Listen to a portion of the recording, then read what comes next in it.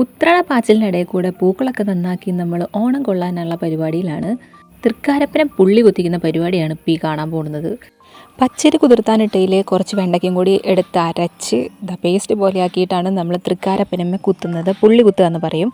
നമ്മൾ തൃശ്ശൂരൊക്കെ ഇങ്ങനെ പുള്ളി ഇങ്ങനെ ഭംഗിയിൽ കുത്തി കുത്തി വെക്കും. ഇനി നമ്മൾ ഓണം കൊള്ളുകയാണ്. മുട്ടിപ്പലക എടുത്ത് അതിൽ അരിമാവ് വരച്ച് കൊടുത്ത ശേഷം ഇലയെടുത്ത് കിഴക്കോട്ട് ഇല തിരിച്ച് വെച്ച ശേഷം തൃക്കാരപ്പനെ എടുത്ത് അതിന് മുകളിൽ വെക്കും. വീട്ടിലെ കാർന്നോരാണ് ഓണം കൊള്ളുക. ഇവിടെ അച്ഛനുണ്ട്, അച്ഛൻ കൊള്ളുന്നു കണ്ടിട്ടില്ല, അമ്മേനെ കൊള്ളാറ്. അങ്ങനെ തൃക്കാരപ്പനൊക്കെ വെച്ച ശേഷം നമ്മൾ നാളികേരം ഉടക്കിയാണ്. ഈ നാളികേരം വെള്ളത്തിൽ 2 തുളസി ഇട്ടിട്ട് അത് ഏത് ദിശയിലേക്ക് പോകുന്നു നോക്കും. അത് പോകുന്നതനുസരിച്ച് വരവും ചിലവും എങ്ങനെയാവുമെന്ന് പറയും. നമ്മുടെ വീട്ടിൽ വരവും ചിലവും തുല്യമായിരുന്നു. നമുക്ക് ഈ ഒരു കൊല്ലം നോക്കി നോക്കാം എങ്ങനെയുണ്ട് നമ്മുടെ ചിലവെന്നൊക്കെ. അങ്ങനെ അമ്മ അത് ചെയ്യുകയാണ്. അതിന് ശേഷം നമ്മൾ പൂക്കളൊക്കെ കുത്തിവെച്ചു. ശേഷം എല്ലാവരും കൂടിയിട്ടാണ് നമ്മൾ പൂക്കളം ഇടുന്നത്. ഭയങ്കര ഉത്സാഹമായിരുന്നു പൂക്കളം ഇടാനായിട്ട്. പണ്ട് ഭയങ്കര വില കുറവിന് കിട്ടിയ പൂക്കളൊക്കെ ഇപ്പോൾ 10-200 കൊടുത്ത് മേടിക്കേണ്ട അവസ്ഥയാണ്. അതുകൊണ്ട് തന്നെ നമ്മൾ മാവിലയാണ് ആ പച്ച കളറിൽ പൊടിച്ചിട്ടേക്കുന്നത്. മാവിൻ്റെ ഇല പിന്നെ സുലഭമായി ലഭിക്കുന്നതുകൊണ്ട് വലിയ പ്രശ്നം ഉണ്ടായിരുന്നില്ല. അങ്ങനെ നമ്മുടെ പൂക്കളിടലൊക്കെ കഴിഞ്ഞ് ഓണങ്ങളിലൊക്കെ കഴിഞ്ഞ് ഒരു 12 മണിയാകുമ്പോഴേക്കും നമ്മൾ കിടന്നിട്ടുണ്ട്. പിറ്റേ ദിവസം നേരത്തെ ഞങ്ങളുടെ പണികളൊക്കെ കഴിഞ്ഞിട്ടുണ്ട്. എന്താ വെച്ചാൽ ഞങ്ങൾക്ക് ഇത് കഴിഞ്ഞിട്ട് കുറച്ച് ഗെയിമും കാര്യങ്ങളൊക്കെ നമ്മൾ കണ്ടക്ട് ചെയ്തിട്ടുണ്ടായിരുന്നു വീട്ടിൽ തന്നെ. വീട്ടിൽ കുറച്ചധികം മെമ്പേഴ്സ് ഉള്ള കാരണം എല്ലാവരും പാർട്ടിസിപ്പേറ്റ് ചെയ്യും എന്നുള്ള വിശ്വാസത്തിൽ ഞങ്ങൾ പരിപാടി തുടങ്ങി. പക്ഷേ പരിപാടിയിൽ ഞങ്ങൾ മാത്രമേ ഉണ്ടായിരുന്നുള്ളൂ.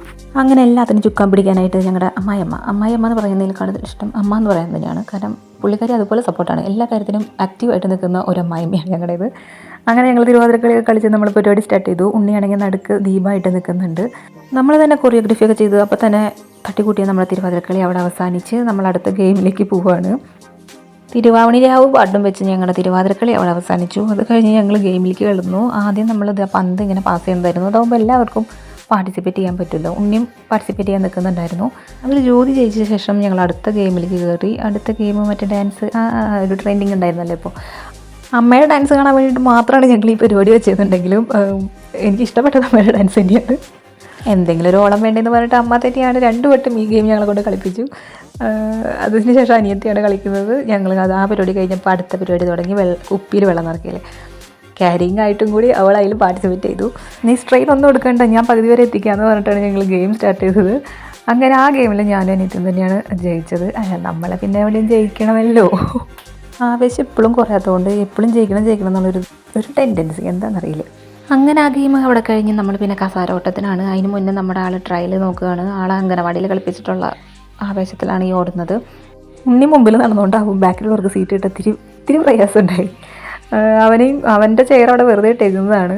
അങ്ങനെ ജ്യോതിയെ പുറത്തായി. പിന്നെയും ആ ഗെയിം സ്റ്റാർട്ട് ചെയ്തു. പിന്നെയും അങ്ങനെ ആ ഗെയിമിൽ ഞാൻ തന്നെ ജയിച്ചു. ഇതിപ്പോൾ എനിക്ക് വേണ്ടിയിട്ടാണ് പരിപാടി നടത്തിയത് എനിക്കറിയില്ല. ഒരുവിധം പരിപാടികളൊക്കെ കഴിഞ്ഞപ്പോൾ 2-3 ഗെയിമിന് മാത്രം എൻ്റെ സമ്മാനങ്ങൾ പോയുള്ളൂ. പിന്നെ നമ്മൾ സ്പൂൺ റേസ്, സുന്ദരിക്ക് പൊട്ടൂത്തൽ, അങ്ങനെ കുറച്ച് ഗെയിം കൂടി കളിച്ചു. സ്പൂൺ റേസിലും നമ്മൾ തന്നെ വിന്നർ. ഇത് പിന്നെ ഉണ്ണിയാണ് വിന്നറായത്. അതിന് ശേഷം എല്ലാം കഴിഞ്ഞപ്പോൾ നമ്മുടെ മുതുമുത്തി ആണ് എല്ലാവർക്കും സമ്മാനം കൊടുത്തത്. ശേഷം നമ്മൾ സദ്യ കഴിക്കാതിരിക്കുകയാണ്. പായസമൊക്കെ പാഴ്സലായതുകൊണ്ട് തന്നെ വലിയ പണി കാര്യമായിട്ടുണ്ടായിരുന്നില്ല. അങ്ങനെ ഗെയിംസ് ഒക്കെ കഴിഞ്ഞ് നമ്മൾ വേഗം ഫുഡ് കഴിക്കായിരുന്നു. മാമനും ഉണ്ണികളും അങ്ങനെ എല്ലാവരും ഉണ്ടായിരുന്നു. നമ്മളങ്ങനെ ഫുഡൊക്കെ കഴിച്ചതിന് ശേഷം അനിയത്തി ഞാനും വീട്ടിലേക്ക് പോരും. കുറച്ച് വയറ് ബാക്കി വെച്ചിട്ട് വേണം നമുക്ക് വീട്ടിലേക്ക് പോരാനായിട്ട്. കാരണം നമ്മുടെ വീട്ടിൽ അച്ഛനമ്മയും നമ്മളെ കാത്തിരിക്കുകയല്ലേ. അങ്ങനെ അച്ഛനമ്മേരും കൂടി ഒന്ന് പിന്നെയും കഴിച്ചു. ശേഷം നമ്മൾ വേറെ വീട്ടിലേക്ക് പോവാണ്. എവിടേക്ക്? അമ്മയുടെ വീട്ടിലേക്ക്. ഓണൊക്കെ ആകുമ്പോൾ നമ്മൾ അങ്ങനെയാണല്ലോ. അമ്മയുടെ വീട്ടിലെ കാവൊക്കെയാണ് നമ്മുടെ തനി നാട്ടിൻപുറം. ആ ഒരു ഫീലാണ് എപ്പോഴും അവിടെ പോകുമ്പോൾ. അമ്പലത്തോട് ചേർന്നിട്ടുള്ള കാവും.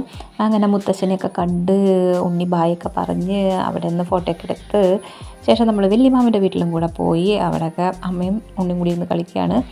അങ്ങനെ പ്രവാസിയായ കെട്ടിയവനെ വീണ്ടും സ്മരിച്ചുകൊണ്ട് ഈ ഒരു ഓണം കൂടി ഇവിടെ അവസാനിക്കുകയാണ്. അങ്ങനെ നല്ലൊരു ഓണക്കാലം കൂടി അവിടെ അവസാനിക്കുകയാണ്. അപ്പോൾ എല്ലാവർക്കും ശുഭം.